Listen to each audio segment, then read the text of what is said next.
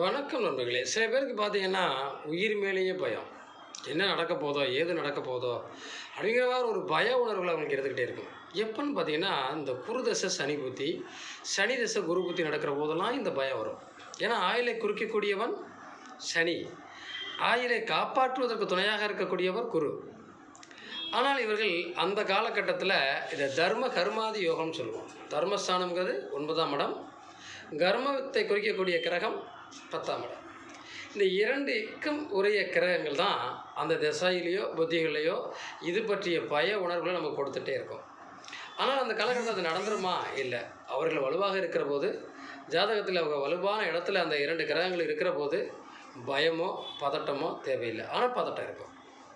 ஏன்னா, இது 2யுமே குறிக்கக்கூடிய கிரகங்கள் நம்மை ஆளுமை செய்து கொண்டிருக்கிறது. அந்த ஆளுமை செய்து கொண்டிருக்கிற போது, நம் மனசும், நம்ம உடம்பும்